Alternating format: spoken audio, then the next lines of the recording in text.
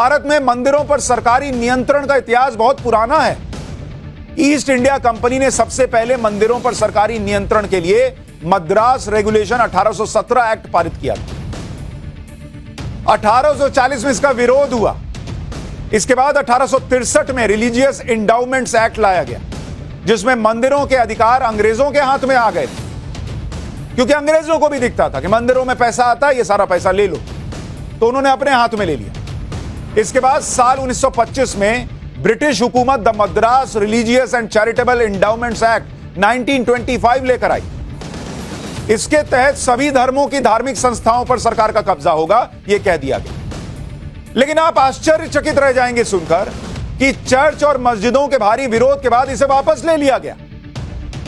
इसके बाद साल 1927 में Madras Hindu religious endowments act लाया गया। पहले सिर्फ रिलीजियस इंडाउमेंट्स एक्ट था, ईसाइयों और मुसलमानों ने विरोध किया तो उसको वापस ले लिया, और 2 साल बाद हिंदुओं का नाम डालकर ले आए, जिसमें सिर्फ मंदिरों पर सरकारी कब्जे की बात है। कमाल की बात यह है कि 1925 में ही सिख गुरुद्वाराज एक्ट पास हुआ और गुरुद्वारों का कंट्रोल सिखों की इलेक्टेड बॉडी को दे दिया गया। यानी अंग्रेजों के राज में हिंदुओं के को लेकर अलग कानून था और बाकी धर्मों के लिए अलग कानून, क्योंकि उनको तो बांटना था।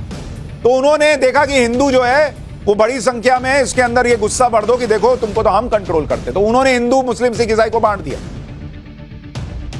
मुस्लिम सिख ईसाई को अलग पावर दे दिया, हिंदुओं का पावर ले लिया, मंदिर मेरे कंट्रोल में रहेगा, अंग्रेजों ने कह दिया। अच्छा, ब्रिटिश राज में तो अंग्रेजों ने अपनी मनमानी की और मंदिरों को सरकारी कब्जे में रखा, लेकिन जब अंग्रेज यहां से गए और भारत आजाद हुआ तो लगा कि यह तस्वीर अब बदलेगी, लेकिन फिर भी ऐसा नहीं हुआ। नेहरू सरकार ने उन्हीं नीतियों को जारी रख दिया जो नीतियां अंग्रेज छोड़कर गए थे। उल्टे यहां की सरकारों ने अलग अलग राज्यों में मंदिरों पर सरकारी नियंत्रण को और मजबूत करना शुरू कर दिया। भाई, आजादी के बाद साल 1951 में तमिलनाडु सरकार ने Hindu religious and endowment act लेकर आई वो, और मंदिरों के फंड्स और मैनेजमेंट पर सरकार का कब्जा हो गया तमिलनाडु में। इस कानून के कई प्रावधानों को कोर्ट में चैलेंज किया गया और आखिरकार इस कानून के कई प्रावधानों को कोर्ट ने खारिज कर दिया। कोर्ट ने खारिज किया, लेकिन इस देश की सरकार ने नहीं रोका। इसके बाद कुछ बदलावों के साथ तमिलनाडु सरकार ने साल 1959 में Hindu religious and charitable endowments act pass कर दिया। तब यह कहा गया कि इस कानून को लाने के पीछे यह मकसद है कि धार्मिक संस्थाओं के फंड का दुरुपयोग ना। धार्मिक संस्थाओं में फंड का दुरुपयोग सिर्फ हिंदू कर लेंगे, मुस्लिम नहीं करेंगे, सिख नहीं करेंगे, ईसाई नहीं करेंगे, और सबसे बड़े जो फंड का दुरुपयोग करने वाले बैठे वो हिंदू बैठे कि मंदिरों को अपने पास रखो, ये फंड का दुरुपयोग कर लेंगे, बाकी तुम लोग अपना अपना देख लो। ये इस देश में हिंदुओं के साथ हुआ है। अंग्रेज करके गए और यहां की सरकारों ने फिर किया। इस कानून के तहत राज्य में एक Hindu religious and charitable endowment विभाग बना और कमिश्नर को नियुक्त किया जाता है। इसी तरह कर्नाटक के मंदिर भी सरकारी नियंत्रण में। कर्नाटक में तो 5 अलग अलग कानूनों के जरिए मंदिरों पर सरकारी नियंत्रण है boss. Madras Hindu religious and charitable endowments act 1951 भी इसमें शामिल है। फिर 1997 में Karnataka Hindu religious institutions and charitable endowments act ले आए लोग। इसी कर्नाटक HRCE एक्ट के जरिए राज्य के सभी मंदिरों पर नियंत्रण किया गया, और इस एक्ट का मकसद बताया गया कि मंदिरों को अच्छा मैनेजमेंट देना था। सिर्फ मंदिरों को अच्छा मैनेजमेंट चाहिए बॉस, गुरुद्वारों को नहीं चाहिए, चर्चेस को नहीं चाहिए, मस्जिदों को नहीं चाहिए, सिर्फ मंदिरों को मैनेजमेंट चाहिए। इसलिए कानून लिया। मंदिरों को सरकारी कब्जे से आजाद कराने के लिए सुप्रीम कोर्ट में एक PIL दाखिल की गई, जिसमें दावा किया गया कि देश के अंदर, आप देखिए बॉस क्या इस देश के अंदर, एक तो 1991 का वर्शिप एक्ट तो है ही हिंदुओं के साथ अत्याचार, फिर वक्फ का कानून आया कि जितनी वक्फ की प्रॉपर्टी है वो वक्फ एक्ट लाकर उनके लिए उसको देखने का पूरा अधिकार दे दिया। ऐसा अधिकार दिया जो उसके बारे में मैं आपको बता चुका हूं। ठीक है दिया, पर हिंदू को भी तो अधिकार दो कि वो अपने मंदिर की देखरेख कर सके। देश के 9 लाख मंदिर में से, इसमें से सरकारी नियंत्रण कितनों पर है कहा जाता है? सरकारी नियंत्रण में कहा जाता है कि करीब करीब 4 लाख मंदिर, 4 लाख मंदिर। अब आप बताइए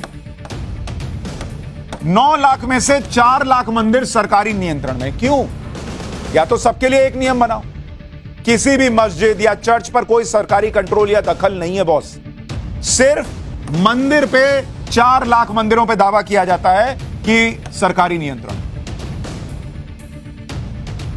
हम ये बात भी समझ लें कि जब 1950 में भारत का संविधान लागू हुआ तो संविधान के प्रियम्बल में भारत को सॉवरेन डेमोक्रेटिक रिपब्लिक कहा गया।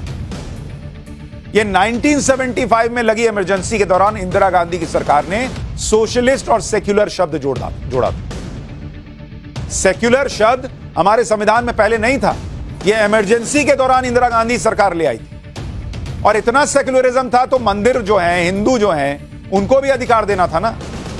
इसके अलावा संविधान का अनुच्छेद 25 और अनुच्छेद 26 है, जिसमें अनुच्छेद 25 में धर्म के पालन प्रचार प्रसार की गारंटी है और अनुच्छेद 26 में अपने अपने धार्मिक मामलों को मैनेज करने की आजादी की गारंटी दी गई है। लेकिन यह सब मुसलमानों, ईसाइयों और सिखों और दूसरे धर्मों में लागू हो जाता है। दूसरे धर्मों की संस्थाओं पर सरकारी कंट्रोल नहीं चलता, लेकिन हिंदू धर्म को लेकर कई तरह के कानून बनाकर मंदिरों को कंट्रोल किया जाता है। क्यों? और इसलिए मैं पूछ रहा हूं कि क्या नरेंद्र मोदी, जो देश के लिए इतना समर्पित हैं, वो 100 करोड़ हिंदुओं को यह न्याय दिलाएंगे?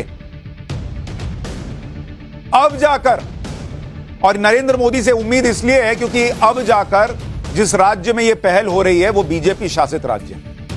अब कर्नाटक में ऐसी पहल हुई है कि वहां मंदिरों को सरकारी नियंत्रण से हटाने की बात की जा रही है। कर्नाटक के लिए आपको बताऊं, कर्नाटक में करीब मंदिर जो हैं, जहां पर यह हो रहा है, वहां पे करीब 35,000 मंदिर, 35,000 मंदिर। उनमें उनसे कुछ सालों में 1400 करोड़ रुपए का रेवेन्यू जनरेट 1400 करोड़ का रेवेन्यू सिर्फ मंदिरों से। सोचिए, इतना पैसा मंदिरों से जनरेट होता है और सरकारी नियंत्रण में चला जाता है।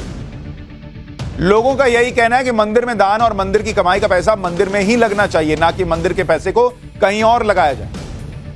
मंदिरों में सरकारी नियंत्रण से मिसमैनेजमेंट को लेकर लोग तमिलनाडु का उदाहरण देते हैं।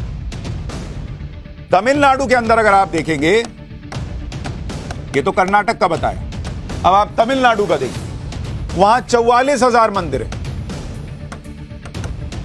तमिलनाडु के अंदर, और उनके पास करीब 5 लाख एकड़ जमीन है। 5 लाख एकड़ जमीन